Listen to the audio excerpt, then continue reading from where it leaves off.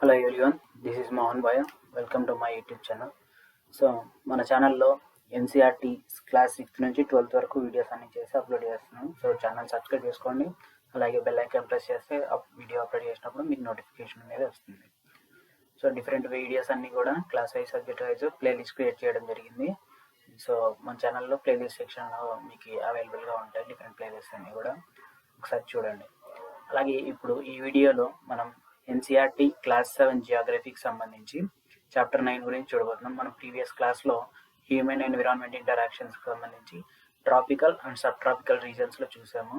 ఇప్పుడు ఈ వీడియోలో టెంపరేట్ రీజన్లో ఉన్న గ్రాస్ ల్యాండ్స్లోన లైఫ్ ఏ విధంగా ఉంటుందని చూద్దాం. So chapter name life in the temperate grass lands. Grassland is a region where grasses from different dominant type of plant life. Grassland is a region where grasses form the dominant type of plant life. So forest లో అయితే ఏ విధంగా అయితే tree vegetation అనేది different trees అనేవి canopy అనేది థిక్గా ఉంటుందో, ఇక్కడ ఈ రీజన్స్ లోన ఒక ప్లాంట్ లైఫ్ అనేది గ్రాసెస్ మాత్రమే ఉంటాయి. సో ఈ గ్రాసెస్ అనేవి డామినేట్ చేస్తాయి మిగతా వెజిటేషన్ అంతా కూడా. సో అందుకే దీన్ని మనం గ్రాస్ ల్యాండ్స్ అని పిలుస్తాం. సో ఈ గ్రాస్ ల్యాండ్ ఏ విధంగా ఉంటుందంటే సీ ఆఫ్ గ్రాసెస్గా ఉంటుంది. సముద్రం అయితే ఏ విధంగా వాటర్తో ఉంటుందో, ఈ గ్రాస్ ల్యాండ్స్ అంటే కూడా మనకి కంటికి కనిపించే ల్యాండ్ అంతా కూడా గ్రీన్ గ్రాస్తో కవర్ అయిపోయి ఉంటుంది. సో అందుకే గ్రాస్ ల్యాండ్ అని పిలుస్తాం. సో ఈ క్లైమేట్ కండిషన్ పైన డిపెండ్ అయిపోయి టెంపరేట్ గ్రాస్ ల్యాండ్స్ అలాగే ట్రాపికల్ గ్రాస్ ల్యాండ్స్. సో మనకు తెలిసిందే కదా, ఈక్వేటర్ కి పైన ట్రాపిక్ ఆఫ్ క్యాన్సర్ ఉంటుంది 23.5 degrees దగ్గర.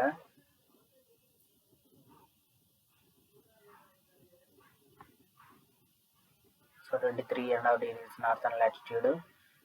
కింద ఈక్వేటర్ కి సదరన్ హెమిస్ఫియర్ లో 23.5 సదరన్ లాటిట్యూడ్ దగ్గర ట్రాపిక్ ఆఫ్ క్యాప్రికాన్ ఉంటుంది. సో ఈ రీజన్ ని మనము ట్రాపికల్ రీజన్ అంటాము. సో ఈ పైన రీజన్ ని ట్రాపిక్ ఆఫ్ క్యాన్సర్ నుంచి ఇక్కడ ట్రాపిక్ ఆఫ్ క్యాప్రికాన్ నుంచి ఆర్కిటిక్ సర్కిల్,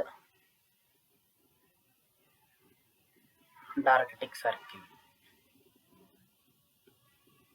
ఈ ట్రాపిక్ ఆఫ్ క్యాప్రికాన్ నుంచి అంటార్కిటిక్ సర్కిల్ వరకు టెంపరేట్ రీజన్, ఆర్కిటిక్ సర్కిల్ నుంచి ట్రాపిక్ ఆఫ్ క్యాన్సర్ వరకు ఇదంతా కూడా టెంపరేట్ రీజన్. సో మనము ఈ ట్రాపికల్ రీజన్స్ లో ఉండే గ్రాస్ ల్యాండ్స్ ని ట్రాపికల్ గ్రాస్ ల్యాండ్స్ అని, టెంపరేట్ రీజన్ లో ఉండే గ్రాస్ ల్యాండ్స్ ని టెంపరేట్ గ్రాస్ ల్యాండ్స్ అని కన్సిడర్ చేస్తాం. సో ఇక్కడ టెంపరేచర్ డిఫరెన్స్ అనేది మనకి తెలుసు. సో ట్రాపికల్ రీజన్స్ లో ఎక్కువ టెంపరేచర్ అనేది ఉంటుంది. So different types of grass lands అనేవి మనం వరల్డ్ వైడ్ గా డిఫరెంట్ నేమ్స్ తో పిలుస్తాం. సో నార్త్ అమెరికాలో ఆ గ్రాస్ ల్యాండ్స్ ని ప్రైరీస్ అని పిలుస్తారు. సో సౌత్ అమెరికాలో పంపాస్ అని, ఆఫ్రికన్ కాంటినెంట్ లో వెల్డ్స్ అని, సో యూరేషియన్లో యూరోప్ కాంటినెంట్లో, ఏషియా కాంటినెంట్లో విస్తరించిన ఈ గ్రాస్ ల్యాండ్స్ అన్నిటిని కూడా స్టెపీస్ అని, ఆస్ట్రేలియాలోనైతే డౌన్ ల్యాండ్స్ అని పిలుస్తారు. ఇది కాంపిటేటివ్ ఎగ్జామ్స్లో మన సివిల్ సర్వీస్ కానీ గ్రూప్ 1, గ్రూప్ 2 ఇలా గ్రూప్స్కి సంబంధించిన ఎగ్జామ్స్ అన్నింటిలో కూడా ఈ మ్యాచ్ ద ఫాలోయింగ్ అడిగే ఛాన్సెస్ ఎక్కువగా ఉన్నాయి. సో ఇక్కడ ఒకసారి జాగ్రత్తగా ఈ నేమ్స్ పైన ఫోకస్ చేయండి. సో నార్త్ అమెరికాలో అయితే గ్రాస్ ల్యాండ్స్ ప్రైరీస్, సౌత్ అమెరికాలో pampas, African continent veld, steppes యూరేషియాలో, down lands in Australia. So ఈ ఫస్ట్ మనం ప్రైరీస్ గురించి చూద్దాం. సో నార్త్ అమెరికన్ కాంటినెంట్ లో ఉన్న ప్రైరీస్ గ్రాస్ ల్యాండ్స్ గురించి చూద్దాం. So prairies are the temperate grass land found in North America. So temperate region లో ఉన్న నార్త్ అమెరికన్ కాంటినెంట్ లో టెంపరేట్ రీజన్ లో ఉంటుంది. సో మోస్ట్ పార్ట్ అంతా కూడా ట్రీలెస్ అనే ఉంటుంది. ఇక్కడ మెయిన్ ట్రీస్ అంతా ఉంది, గ్రాసెస్ మెయిన్ గా ఉంటుంది. మెయిన్ ప్లై వెజిటేషన్ అంతా అదే డామినెంట్ గా ఉంటుంది. సో ఇది లో లయింగ్ ఏరియాస్, వుడ్ ల్యాండ్స్ అనేవి ఇక్కడ ఫౌండ్ అయి ఉంటాయి. So prairies are bound by the Rocky Mountains in the west and Great Lakes in the east. So ఈ ప్రేరీస్ అంతా కూడా ఇదంతా రాకీ మౌంటైన్స్ అనేవి ఇక్కడ వెస్ట్ లో ఉంటుంది. ఇక్కడంతా కూడా గ్రేట్ లేక్స్ అనేవి ఉంటాయి. సో 5 గ్రేట్ లేక్స్ ఉన్నాయి నార్త్ అమెరికాలో. ఆ గ్రేట్ లేక్స్ అన్ని కూడా ఈ మధ్యలోనే ఈ ప్రైరీస్ అనేవి విస్తరించి ఉన్నాయి. So prairies cover major part of the USA and Canada. So Canada, USA countries అనే మేజర్ పార్ట్ అంతా కూడా ప్రైరీస్ అన్ని కవర్ చేస్తున్నాయి. యుఎస్ఏలో అయితే area is drain by tributaries Mississippi river tributaries, అలాగే Canadian prairies are drained by tributaries Saskatchewan rivers. So యుఎస్ఏలో Mississippi tributary rivers, Mississippi రివర్స్కి సంబంధించిన ట్రిబ్యూటరీస్ ద్వారా కవర్ అయ్యి ఉంటుంది ఈ ప్రైరీస్ మొత్తం. కెనడాలో అయితే ఈ సస్కాచెవన్ రివర్స్ ట్రిబ్యూటరీస్తో కవర్ అయ్యి ఉంటుంది. సో ఇక్కడ ప్రైరీస్లో క్లైమేట్ ఏ విధంగా ఉంటుందంటే continental type with extreme temperature, that means warm summers and very cold వింటర్స్గా ఉంటుంది. ఇక్కడ అంత యాన్యువల్ రైన్ఫాల్ అనేది కూడా మామూలు మీడియంగా ఉంటుంది, మోడరేట్ ఉంటుంది. So ideal for grass growth పెరగడానికి ఎక్కువగా స్కోప్ ఉంటుంది. అలాగే due to the absence of north south barrier local wind Chinook blows here. So ఇక్కడ మనకి నార్త్ సౌత్ అనేది ఒక బేరియర్ లాంటివి కానీ మౌంటైన్స్ కానీ అబ్స్ట్రక్ట్ చేయవు. సో దాని విధంగా లోకల్ విండ్స్ అనేవి ఇక్కడ ఫ్లో అవుతూ ఉంటాయి. సో ఈ కాంటినెంట్లోన ఈ ప్రైరీస్ పైన బ్లో అయ్యే లోకల్ విండ్ పేరు వచ్చేసి చినూక్. సో చినూక్ అనే లోకల్ విండ్ అనేది ఇక్కడ ఉంటుంది, బ్లో అవుతూ ఉంటుంది. ఇక్కడ flora and fauna. So flora అంటే ప్లాంట్స్, అంటే ఫానా అంటే అనిమల్ వెజిటేషన్. ఈ విధంగా ప్లాంట్ అండ్ అనిమల్ వెజిటేషన్ ఏ విధంగా ఉందో చూద్దాం. So prairies are particularly treeless. ఇక్కడ చెప్పినాం కదా గ్రాస్ ల్యాండ్స్ ఇవి, సో అందుకే వీటిలో ట్రీస్ అనేవి తక్కువగా ఉంటాయి. But the places where water is available, trees such as willows, alders and poplars are grow. So grass ల్యాండ్స్లో ట్రీస్ తక్కువగా ఉంటాయి, కానీ ఎక్కువైతే వాటర్ అవైలబిలిటీ ఉందో అక్కడ ఆ రీజన్స్లో ఉన్న విల్లోస్, ఆల్డర్స్, పాపులర్స్ అనేవి ఎక్కువగా పెరుగుతాయి. Places that receive rainfall of over 50 centimeters suitable for farming as soil is fertile. So ఎక్కడైతే వర్షం అనేది వర్షపాతం అనేది 50 centimeter కంటే ఎక్కువ ఉంటుందో అక్కడ అగ్రికల్చర్కి ఫేవరబుల్గా ఉంటుంది క్లైమేట్.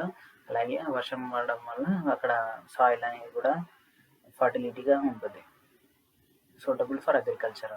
అందుకే ఇక్కడ వీటిని ఈ ప్రైరీస్ని, గ్రాస్ ల్యాండ్స్ని గ్రైనరీస్ ఆఫ్ ద వరల్డ్గా కన్సిడర్ చేస్తారు. ఎందుకంటే వర్షం అనేది వర్షం పడడం వల్ల, అలాగే క్లైమేట్ అనేది ఫేవరబుల్గా ఉండడం వల్ల, సాయిల్ ఫర్టిలిటీ వల్ల అక్కడ వెజిటేషన్ అనేది సర్ప్లస్గా పండుతుంది. ఇక్కడ సర్ప్లస్ వీట్ అనేది ప్రొడ్యూస్ చేస్తారు, అందుకే వీటిని గ్రైనరీస్ ఆఫ్ ద వరల్డ్ అనేది పిలుస్తాం.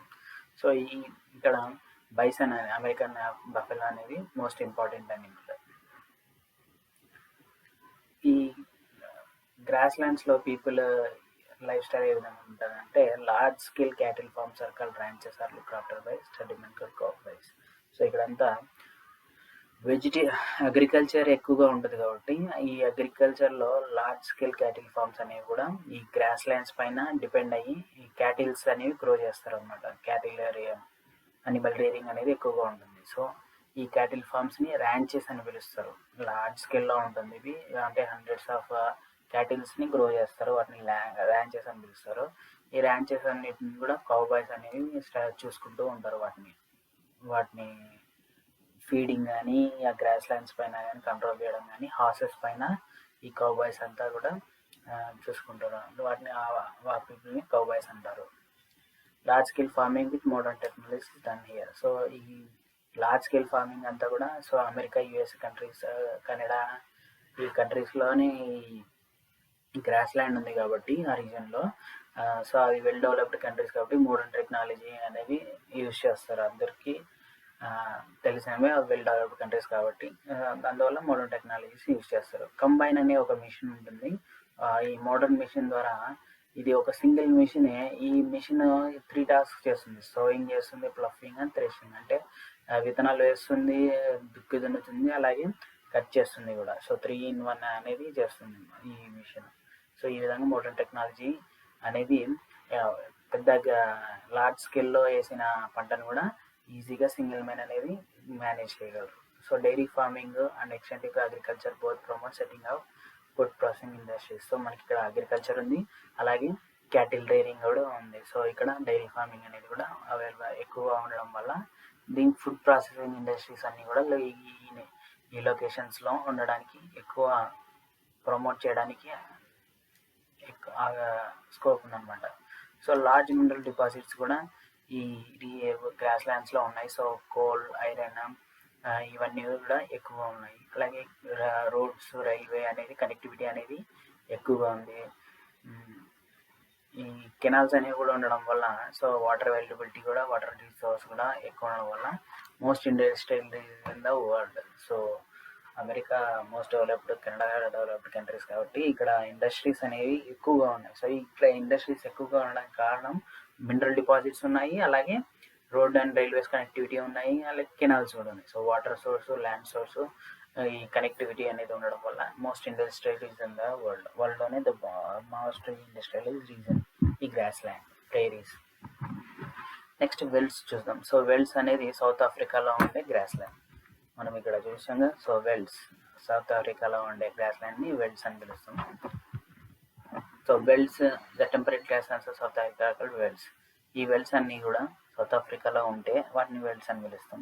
సో మనం ఇంతకుముందు చూసింది ప్రైరీస్, అది నార్త్ అమెరికాలో ప్రైరీస్ అంటాం. సో సౌత్ అమెరికాలో అయితే ప్యాంపాస్ అని పిలుస్తాం. సో ఇవన్నీ కూడా రోలింగ్ ప్లాటీస్ పైన ఉన్నాయి వెల్స్ అన్నీ కూడా. వాటి హైట్ 600 మీటర్ నుంచి 1100 మీటర్ వరకు ఉంటుంది. So it is bound by Drakensberg mountains on the east. ఈ వెల్స్ అంతా కూడా డ్రాకెన్స్బర్గ్లో అనే మౌంటైన్స్ ఉంటాయి ఈస్ట్ సైడ్. కలహారీ డెజర్ట్ ఉంటుంది వెస్ట్ సైడ్. సో అంటే వెస్ట్ సైడ్ కలహారీ డెజర్ట్ ఉంటే ఈస్ట్ సైడ్ అంతా కూడా ఈ డ్రాకెన్స్బర్గ్ మౌంటైన్స్ ఉంటాయి. మధ్యలోన ఈ వెల్స్ అనేవి సౌత్ ఆఫ్రికాలో ఉంటాయి. ఈస్ట్ మధ్యలో వెల్స్ ఉంటాయి. ఇక్కడ కలహారీ డెజర్ట్, ఈస్ట్లో డ్రాకెన్స్బర్గ్ మౌంటైన్స్.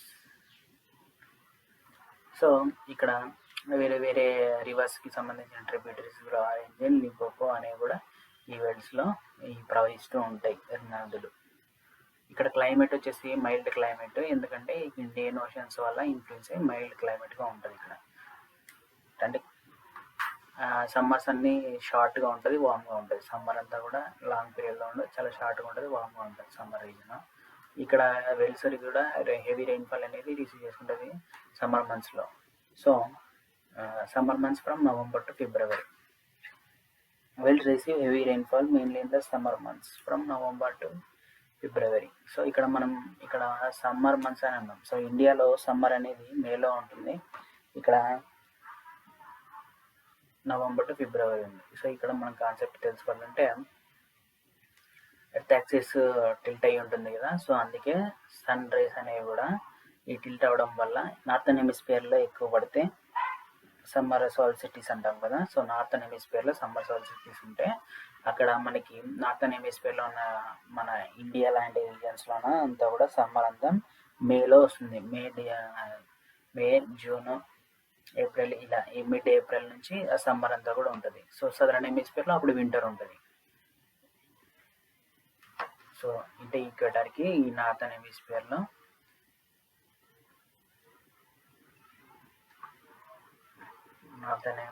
సమ్మర్ ఉంటుంది.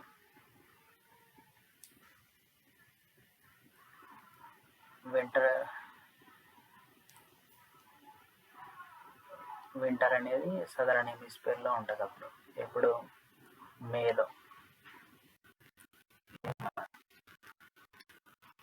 అదే నవంబర్ నుంచి ఇక్కడ మనకి నార్థన్ హెమిస్ఫియర్లో అంటే ఇండియా నార్థన్ హెమిస్ఫియర్లో, సో మనం ఇండియాలో కనెక్ట్ చేస్తే డిసెంబర్లో మనకి వింటర్ ఉంటుంది. సో నార్థన్ హెమిస్ఫియర్లో అప్పుడు వింటర్ ఉంటుంది, సదరన్ హెమిస్ఫియర్కి వచ్చేసి సమ్మర్ ఉంటుంది.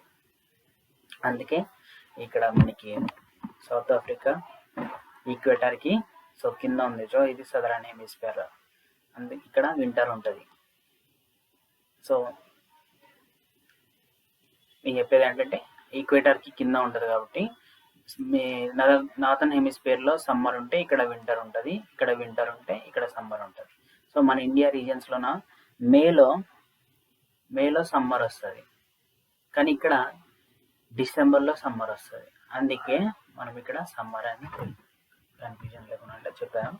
సో అందుకే సమ్మర్ మంత్స్లో రెయిన్ఫాల్ అనేది రిసీవ్ అవుతుంది. సో నవంబర్ నుంచి ఫిబ్రవరిలో. Next winters are cold and dry. So temperature varies between 5 degrees to 10 degrees. Winters అన్ని కూడా కోల్డ్గా ఉంటాయి, డ్రైగా ఉంటాయి. 5 degrees నుంచి 10 degrees సెంటిగ్రేడ్ మధ్యన టెంపరేచర్ ఉంటుంది. జూలై అనేది coldest month. The wells receive rainfall mainly in the summer months from November to February. So November నుంచి ఫిబ్రవరి వరకు ఇక్కడ సమ్మర్ ఉంటుంది సౌత్ ఆఫ్రికాలో. అప్పుడు వర్షం అనేది పడుతుంది. ఫ్లోరా అండ్ ఫానా ఇన్ వెల్స్లో ఫ్లోరా ఫానా అనేది వెజిటేషన్ కవర్ అనేది తక్కువగా ఉంటుంది, ఎందుకంటే ఇక్కడ వర్షం అనేది స్పార్స్గా వెజిటేషన్ కవర్ ఈ sparse. Red grass grows in bush velds. Red grass అనేది ఎక్కువగా బుష్ వెల్స్లో ఉంటుంది. In high velds acacia and marula are seen be grown. So acacia plant and marula plants అనేవి ఎక్కువగా ఉంటాయి. Animals of the velds are primary lions, leopards, cheetah, kudu. So ఈ types of animals అనేవి ఈ వెల్స్లో ఎక్కువగా ఉంటుంది. People here are cattle riding and mining. So South Africa people అంతా కూడా వెల్స్లో ఉండే పీపుల్ అంతా క్యాటిల్ రైడింగ్ పైన, మైనింగ్ పైన డిపెండ్ అయి ఉంటారు. సో మెయిన్ క్రాప్స్ ఎక్కువ వచ్చేసి maize, wheat, barley, oats and potatoes ఇవన్నీ కూడా పండిస్తారు. అలాగే cash crops tobacco, sugar cane, cotton అనేవి క్యాష్ క్రాప్స్గా పండిస్తారు. ఈ వెల్ట్ రీజన్స్ గ్రాస్లాండ్స్లో మెరీనో షీప్ అనేది ఒక పాపులర్ స్పీసీస్. సో షీప్ రీరింగ్లో ఈ పాపులర్ స్పీసీస్లో ఈ వూల్ వల్ల ఇది వామ్గా ఉండడం వల్ల సో ఈ పాపులర్ స్పీసీస్ మెరీనో అనేది పాపులారిటీ వచ్చింది. So the velds have a rich reserves of minerals. So ఈ మినరల్స్ అనేవి రిచ్గా ఉంటాయి. ఇక్కడ గోల్డ్ అండ్ డైమండ్ మైన్స్ అనేవి పీపుల్ యొక్క major occupation, one of the major occupation agriculture ఈ క్యాటిల్ రేరింగ్తో పాటు, ఎందుకంటే ఇక్కడ రిచ్ రిజర్వ్స్ ఆఫ్ మినరల్స్ ఉన్నాయి. ఇక్కడ జోహాన్స్బర్గ్ అనేది gold capital of the world. ఇక్కడ జోహాన్స్బర్గ్ అనే గోల్డ్ మైన్స్ అనేవి అన్నీ ఉన్నాయి ఇక్కడ. అలా ఈ gold capital of the world అంటే అంత గోల్డ్ మైన్స్ ఉన్నాయి ఇక్కడ. సో అందుకే ఇక్కడ ఫేమస్ అది జోహాన్స్బర్గ్ అనేది. So iron and steel industry కూడా ఉంది ఇక్కడ. అలాగే డైమండ్స్ అనేది కూడా, డైమండ్ మైనింగ్స్ అనేవి కూడా సౌత్ ఆఫ్రికాలో ఎక్కువ జరుగుతాయి, ఎందుకంటే ఇక్కడ డైమండ్ మైన్స్ అనేవి కూడా అబండెంట్గా ఉన్నాయి. So Kimberley is famous for diamond mines. Kimberley అనేది డైమండ్ మైన్స్కి ఫేమస్. ఈ డైమండ్స్ వల్ల ఈ గోల్డ్ ఈ రిజర్వ్స్ అనేవి రిచ్గా ఉండడం వల్ల బ్రిటిషర్స్ అంతా కూడా ఎక్కువగా ఇక్కడ ట్రేడింగ్ చేసేవాళ్ళు. సో ఈ ట్రేడ్ టైస్ బ్రిటిష్ ఇక్కడ గోల్డ్ రిజర్వ్స్ చూసేసి డైమండ్ మైనింగ్స్ చూసేసి వాళ్ళు దీన్ని కూడా సౌత్ ఆఫ్రికాను కూడా కాలనీ చేస్తారు. మనకి ఇండియా అయితే బ్రిటిష్ కాలనీ ఏ విధంగా అయిందో ఇక్కడ కూడా అక్కడ ఉన్న రిసోర్సెస్ని వాళ్ళు ఎక్స్ప్లాయిట్ చేయడానికి కాలనీగా మార్చేశారు. సో సౌత్ ఆఫ్రికా కూడా ఒకప్పుడు బ్రిటిష్ కాలనీయే. So this mineral rich area has a well developed network of transport కూడా వెల్ డెవలప్డ్గా నెట్వర్క్ ఉంది. సో ఈ చాప్టర్ కంప్లీట్ అయిపోయింది. నెక్స్ట్ చాప్టర్తో మళ్ళీ కలుస్తాం. వీడియో నచ్చినైతే లైక్ చేయండి, కామెంట్ చేయండి, సబ్స్క్రైబ్ చేసుకోండి ఛానల్ని. Thanks for watching.